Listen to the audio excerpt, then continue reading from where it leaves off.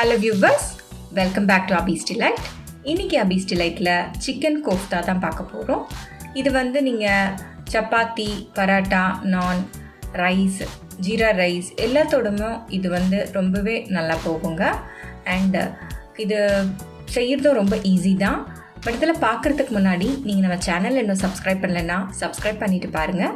அப்போ தான் நான் போடுற எல்லா ரெசிபீஸையும் நீங்கள் பார்க்க முடியும். இப்போ சிக்கன் கோஃப்தா எப்படி சேர்த்துன்னு பார்க்கலாம் வாங்க. நான் ஒரு 250 கிராம் சிக்கன் நல்லா கொந்தி வாங்கிட்டு வந்திருக்கேன். இப்போ இதில் நம்ம மசாலாலாம் ஆட் பண்ண போகிறோம். இதில் ஒரு 2 டேபிள் ஸ்பூன் அளவுக்கு பொடியாக நறுக்குன வெங்காயம் ஆட் பண்ணிக்கோங்க. பச்சை மிளகாய் 1 சாப் பண்ணி போட்டிருக்கேன். உங்களுக்கு காரம் எவ்வளோ வேணுமோ பார்த்து நீங்கள் போட்டுக்கோங்க. கொத்தமல்லி நல்லா சாப் பண்ணி போட்டிருக்கேன். ஒரு 10 பல்லு பூண்டு நல்லா பொடியாக நறுக்கி அதையும் ஆட் பண்ணிக்கோங்க.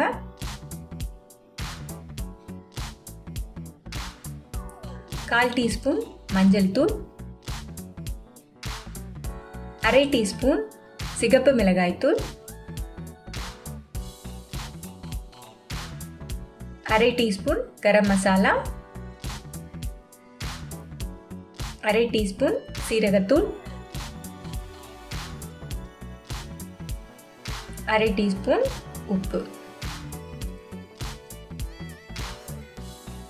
பிரெட் கிரம்ஸ் ஒரு 1/4 கப் எடுத்திருக்கேன்.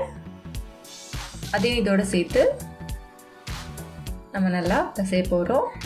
இது கூட ஒரு அரை முட்டை ஃபுல்லாக ஆட் பண்ணிங்கன்னா ரொம்ப இலகான மாதிரி ஆகிடும்.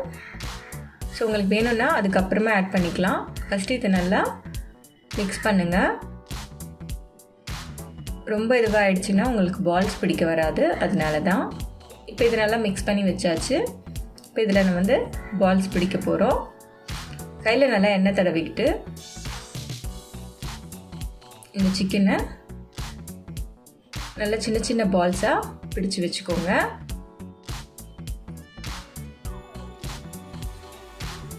இது போல் நல்லா உருட்டினீங்கன்னா நல்லா ரவுண்டாக பால் மாதிரி வந்துடும்.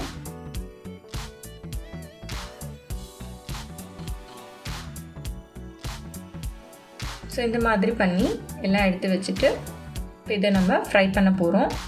ரொம்ப எண்ணெய்லாம் வேண்டாம், டீப் ஃப்ரை பண்ணுற அளவுக்கு எண்ணெய் வேண்டாம்.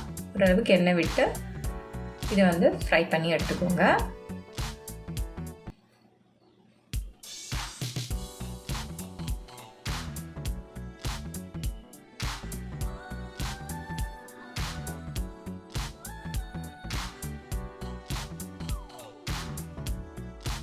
இப்போ இது ஒரு பக்கம் நல்லா ஃப்ரை ஆயிடுச்சு, திருப்பி விட்டுடலாம். இது ஃபுல்லாக குக் ஆகணும்னு இல்லை, ஆஃப் குக் ஆகினா போதும். இப்போ இது போல் ஆஃப் குக் ஆனதும் எடுத்துருங்க. இப்போ அதே பேனில் ஒரு 3 டேபிள் ஸ்பூன் எண்ணெய் எக்ஸ்ட்ரா சேர்த்துக்கிறேன். அதில் பட்டை, லவங்கம், ஏலக்காய், சோம்பு இதெல்லாம் கொஞ்சம் கொஞ்சம் ஆட் பண்ணிக்கோங்க. இது கூட வெங்காயம் 3 வெங்காயம் நல்லா பேஸ்ட்டாக அரைச்சி வச்சுருக்கேன். அதை ஆட் பண்ணி நல்லா வதக்குங்க. இந்த வெங்காயம் விழுது நல்லா சுருங்கி வரணும். அது வரைக்கும் நம்ம இந்த வெங்காயத்தை வதக்கணும். இப்போ பார்த்திங்கன்னா நல்லா சுருங்கி வருது.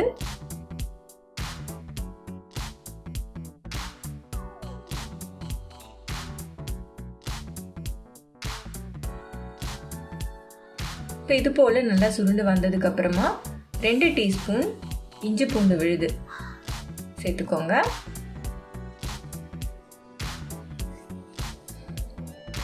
அதையும் சேர்த்து நல்லா வதக்கிட்டு 1/4 டீஸ்பூன் மஞ்சள் தூள், அரை டீஸ்பூன் மிளகாய் தூள்,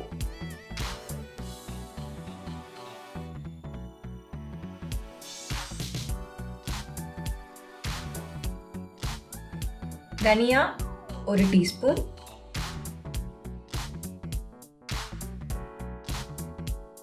இப்போ இது நல்லா இந்த மசாலாலாம் வதக்கிக்கோங்க. இது கூட முந்திரி பருப்பும் பாதாம் பருப்பும் நல்லா பொடியாக நறுக்கி வச்சுருக்கேன். ஒரு 5 முந்திரி பருப்பு 5 பாதாம் பருப்பு இருக்கும்.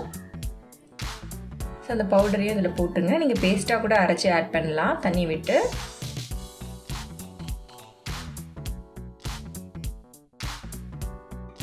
இப்போ இதுக்கு தேவையான அளவுக்கு தண்ணி விட்டுடுங்க.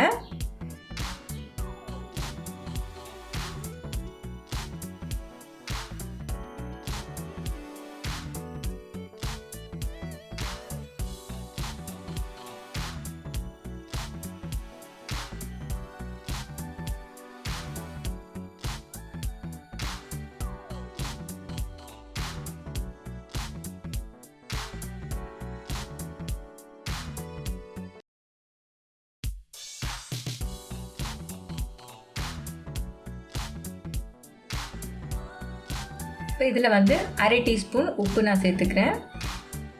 3 தக்காளி அரைச்சி வச்சுருக்கேன், அதையும் ஆட் பண்ணி நல்லா மிக்ஸ் பண்ணி விட்டுடுங்க.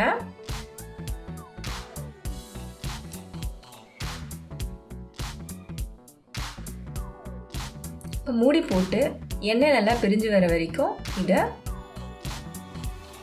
சிம்மரில் விட்டுடுங்க. ஒரு 10 நிமிஷத்துக்கு அப்புறம் ஓப்பன் பண்ணிங்கன்னா இந்த மாதிரி நல்லா பிரிஞ்சு வந்திருக்கும். அதுக்கப்புறமா ஒரு அரை கப் ஃப்ரெஷ் க்ரீம் ஆட் பண்ணுறேன்.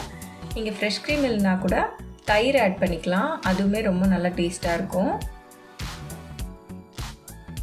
ஒரு பச்சை மிளகாய் அதையும் நறுக்கி போட்டிருக்கேன். தேவையான அளவுக்கு தண்ணி விட்டுடுங்க. இப்போ இந்த மீட் பால்ஸை இதில் ஆட் பண்ணிவிடுங்க. நீங்கள் இந்த மீட் பால்ஸை இட்லி குக்கரில் வேக வச்சு கூட போடலாம். இப்போ இந்த மீட் பால்ஸ் வந்து இதில் நல்லா குக் ஆகணும். ஒரு அரை டீஸ்பூன் கரம் மசாலா தூள் போட்டுக்கோங்க. கஸ்தூரி மேத்தி ஒரு 1 டீஸ்பூன் போட்டுக்கோங்க.